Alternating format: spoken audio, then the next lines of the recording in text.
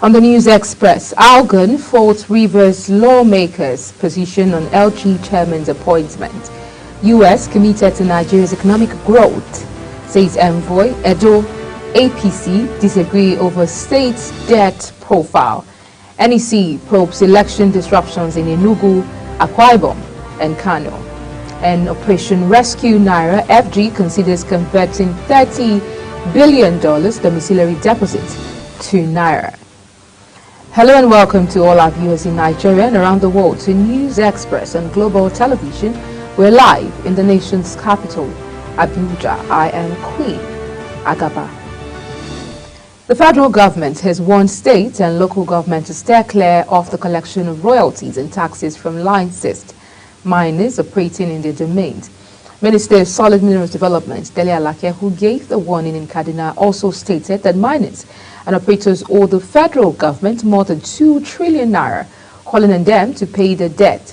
Dele said operators must pay on a monthly basis royalties and taxes to the federal government, adding that the administration of President Bola Tinubu was determined to halt the activities of illegal miners across the country. Now, the Secretary General of the Association of Local Government of Nigeria, Mohammed Abubakar, has faulted the Rivers State House of Assembly lawmakers for stopping Governor Siminalayi Fubara from appointing the local government caretaker committee. The lawmakers had on January 26 passed into the law the bill that stripped the governor of the power to appoint local government caretaker committee. This indicates that the governor will have to conduct an election at the end of the tenure of the current officials, which will expire within the first quarter of the year. Abubakar said that the lawmakers shot themselves in the leg by creating the law, adding that they had created an opportunity for the governor to run the local government without appointing caretaker chairman. Low voter turnout characterized the ongoing by-election in the Guma 1 state constituency of Benue State. Voting commenced at exactly 8:30 a.m. at the Ali Agudu polling unit in Daudu, which is populated by internally displaced persons. Now, speaking to journalists, the state's resident electoral commissioner of the Independent National Electoral Commission, Benue State, Professor Sam Egu, applauded the peaceful conduct of the election despite low turnout. Similarly, despite repeated assurances by the Independent National Electoral Commission of its readiness to conduct today's rerun election, as of 10:30 a.m., materials were yet to have arrived in several affected polling units in Enugu State. On Friday, INEC said it was over 95% ready to conduct a hitch-free rerun elections in 2 constituencies within Enugu State as ordered by the Court of Appeal. The state resident electoral commissioner, Chukwuemeka Chukwu, told journalists on Friday in Enugu that the commission had deployed over 700 staff and ad hoc staff as well as 700 armed security men for the rerun. However, the several polling units in Igboeze North and Udenu rerun elections for the federal constituency, INEC officials arrived at 10:20 a.m. and 10:30 a.m. respectively. Now, the Independent National Electoral Commission, INEC, said it was investigating election disruptions that occurred during the rerun and by-elections in Enugu, Akwa Ibom, and Kano State. The commission disclosed this via its X handle on Saturday. The rerun by-elections are currently holding across 26 states in the country. The elections are holding in 80 local government areas across 575 registration areas and 8,934 polling units.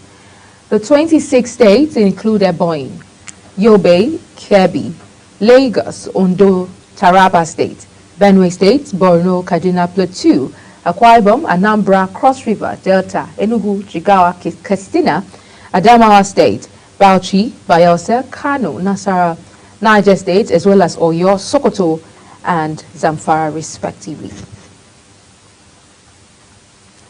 The Edo State chapter of the All Progressives Congress has urged Governor Godwin Obaseki to stop securing loans, noting that the 9 billion naira loan recently approved by the House of Assembly was needless and will plunge the state into financial crisis. Addressing a press conference on Friday, the acting chairman of the state, APC, Jarrett Tenebe, said the state was already suffering under a debt profile of 135 billion naira and $35.6 billion. He said the governor is unyielding and unstoppable in his characteristics designed to leave Edo State in ruin by asking for a facility of 17.5 billion naira a few days ago, which he said to be 9 million naira. The United Nations Consul General to Nigeria, Will Stevens, has commended the government of Akwa Ibom State for its efforts in handling the scourge of COVID-19, HIV/AIDS, and climate change issues in the state. This is just as he said that the United States was committed to the economic growth and prosperity of Nigeria. Stevens spoke when he paid a courtesy visit to the state governor, Umo Eno, in Uyo, the state capital. This was contained in a statement issued by the chief press secretary to the governor, Mr. Ikerete Udo, on Saturday. The Nigerian Union of Journalists, NUJ, has commended Governor Mai Bala Buni of Yobe for establishing 140 primary healthcare centers across the state. The NUJ chairman, Yobe State Council, Rajab Mohammed Ismail, gave the commendation while briefing newsmen in Damaturu after a media tour across the state. He said the tour afforded NUJ members the opportunity to see the efforts of the state and local government councils towards improving the lives of the people in health, education, infrastructure, and job creation.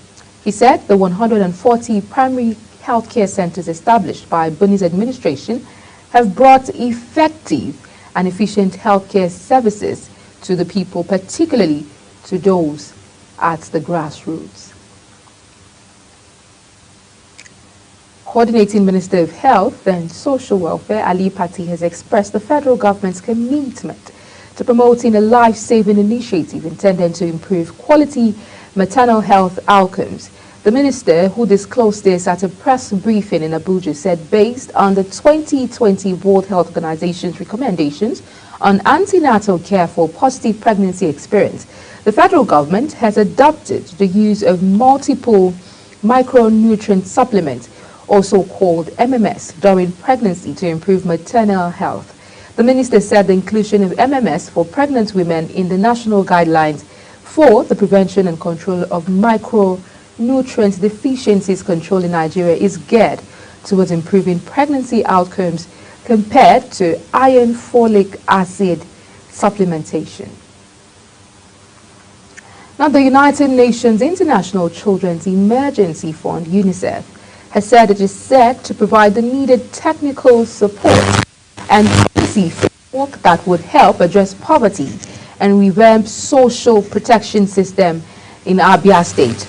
The intervention is in collaboration with the European Union and the International Labour Organization, ILO.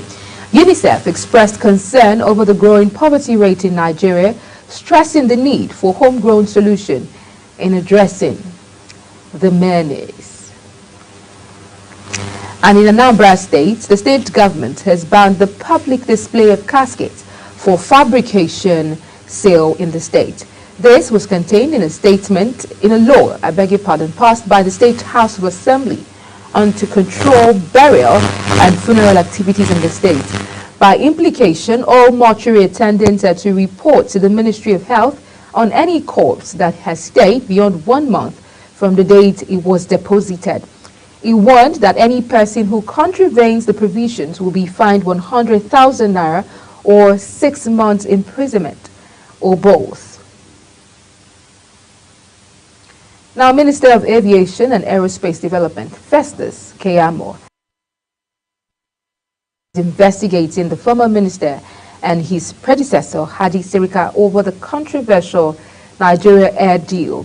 Keyamo said no local airline would be designated as a national airline, stressing that it will establish a proper national carrier. Last August, in as minister, Keyamo faulted the deal by Sirika and suspended the entire arrangement to enable a proper audit of contracts. The controversy surrounding the establishment of Nigeria's national carrier, Nigeria Air, had forced veteran aviator Girma Wake to resign as chairman of Ethiopian Airline. You're watching the News Express, coming to you live from Nigeria's capital, Abuja. We're on StarTimes, channel 276. Kindly follow us on all social media platforms using at Global TV NG and other handles now showing on your screen. When the News Express returns, federal government raises exchange rates for cargo clearance to 1,356 naira to the dollar. The news continues shortly with details of this and more stories. Please stay with us.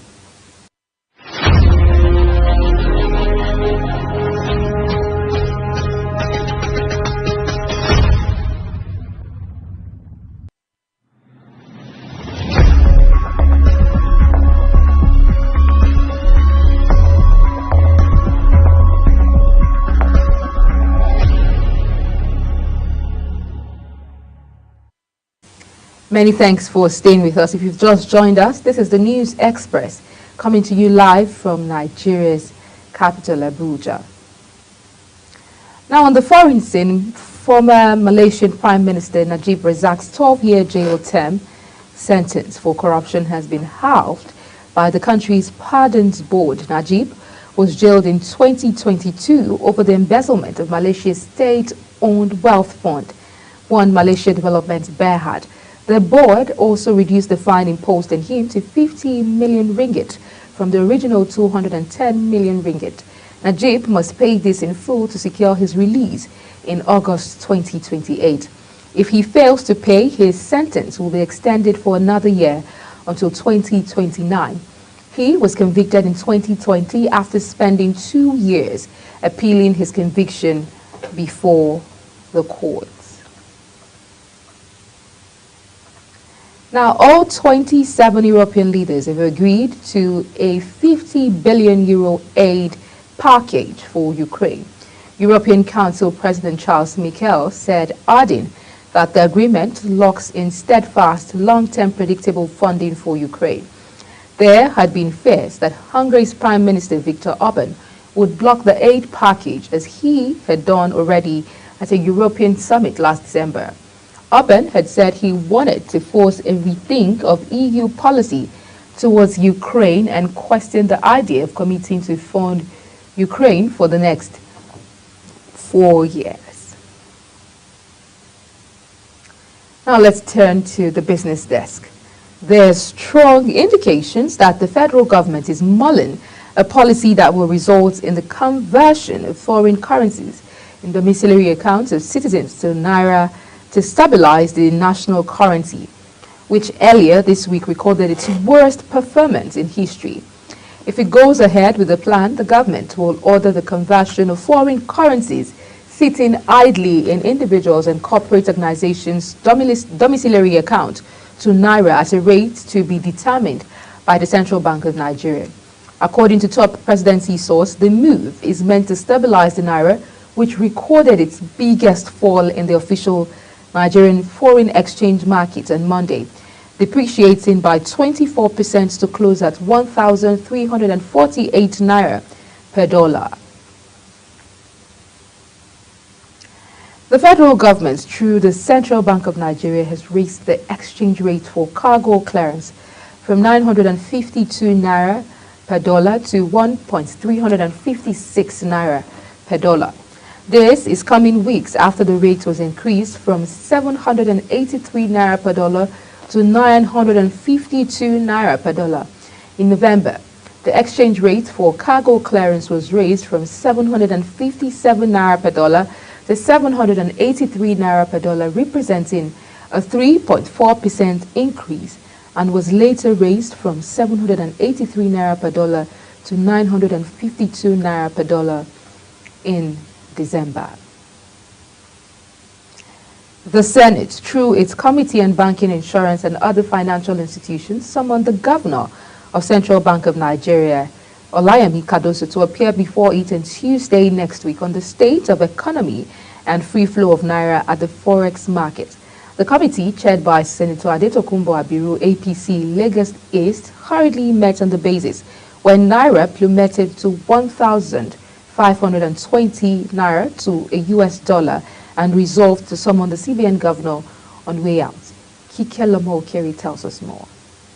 Speaking with journalists after the hurried meeting held behind closed doors, Senator Abiru says the state of the economy, especially the inflation index, is of great concern to the lawmakers. Senator Abiru added that they have deliberated among themselves and critical issues has been addressed, and they believe that the next line of action is to summon the governor of Central Bank of Nigeria on Tuesday at 3 o'clock to brief the Senate properly on the state of the economy. He added that they are resolved and will communicate to the governor of the Central Bank of Nigeria, after which they will have further communication with the member of the press. Lining the major issue of the economy is the way the inflation index has been, and of course it's of major concern to us.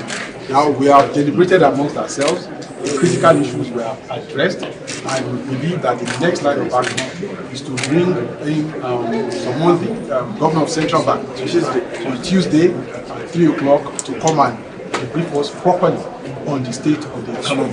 That we have resolved and we will communicate to the governor of the Central Bank, after which we now have a further conversation with members of the press. Kike Lomo Okeri, Global Television News.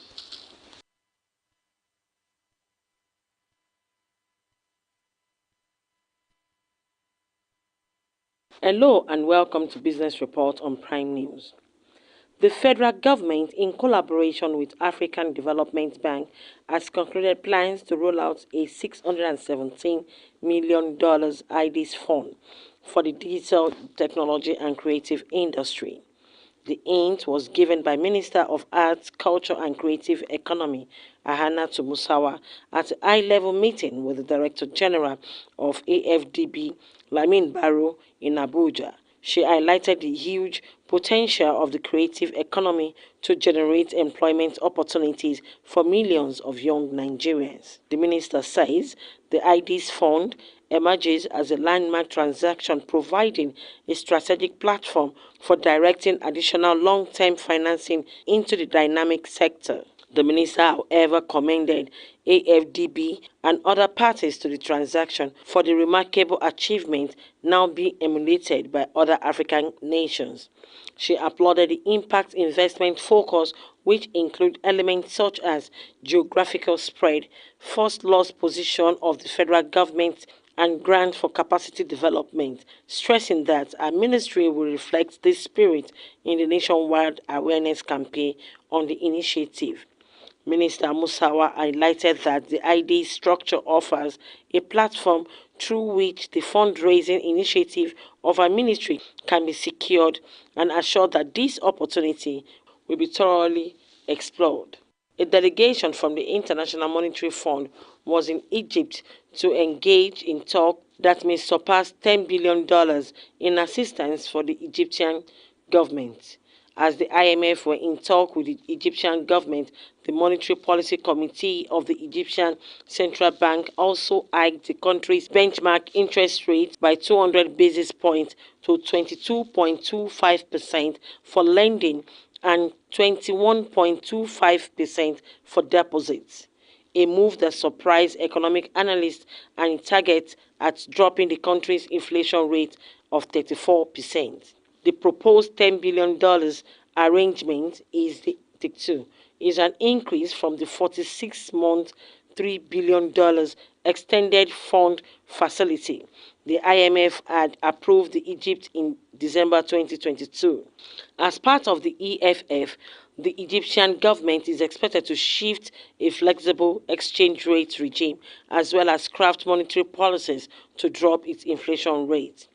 Part of the condition for the $3 billion IMF loan include raising Egypt's net international reserve to $6 billion by June 2023 and floating the Egypt pound exchange rate. However, the second tranche of the loan worth $354 million has been paused as the country failed to implement the agreed condition. Oil price saw a decline of over 2% due to unverified reports of a ceasefire between Israel and Hamas, coupled with a significant U.S. refinery shutting down due to a power outage. Despite assertion from a Qatari official denying the existence of a ceasefire, it was reiterated that Hamas had responded positively to a ceasefire proposal put forth earlier in the week. Brent crude futures fell by $1.85, equivalent to 2.5%, settling at $78.70 per barrel, while U.S. West Texas Intermediate crude future decreased by $2.03, marking a 2.7% drop to $73.82. In recent times, heightened tension in the Middle East have led to an increase in oil prices. Persistent attack by the Yemen-based Houthi forces on vessels navigating the Red Sea have resulted in the elevated cost and disturbance in global oil trading. Additionally, the Houthi group has affirmed its intention to continue targeting U.S. and British warships, describing the action as act of self-defense. As of November, OPEC has implemented voluntary oil production cuts amounting to 2.2 million barrels per day, geared towards showing up oil prices. Earlier trading saw an increase in oil price following Federal Reserve Chair Jerome Powell's announcement. Powell stated that interest rates has reached their peak and were expected to decline in the coming months. He also mentioned a downturn trend in inflation and anticipated sustained economic growth. Nigerian Customs Service have increased the exchange rate for the clearance of goods by 42.7% from 951 naira to $1 to 1,356 naira to $1. A review of the federal government single window trade portal of the Customs Service revealed that the previous exchange rate of 951 naira to $1 has been revised upward to 1,356 naira. The Nigerian Customs Service levied duties on imported cargoes before they are cleared from the ports. These charges vary from 5% to 35% based on the harmonized commodity and coding system. Kike Lomo Okeri, Global Television News. In sports, after a lackluster start at the 2023 Africa Cup of Nations AFCON in Côte d'Ivoire, the Super Eagles are now on course for a fourth continental title after they squeezed past stubborn Palancas Negras of Angola 1-0 yesterday at the Felix Houphouët-Boigny Stadium in Abidjan to pick one of the available semi-final tickets. Once again, Ademola Lookman, who plays for Atalanta in the Italian Serie, was the hero for Nigeria as he scored the only goal of the match in the 41st minute following a team move initiated by FC Porto man Sanusi Zaidu.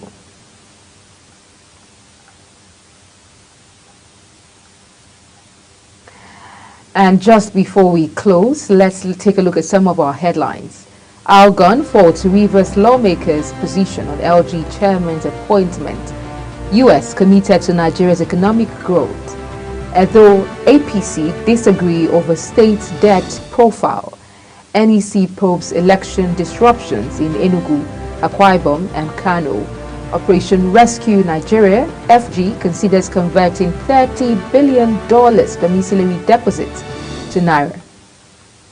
And that's it on the News Express, and it came to you live from Nigeria's capital, Abuja. We're in Star Times, channel 276. Kindly follow us across all social media platforms using @GlobalTVNG and other handles now showing on your screen. I'm Queen Agaba. Thank you for watching and see you again.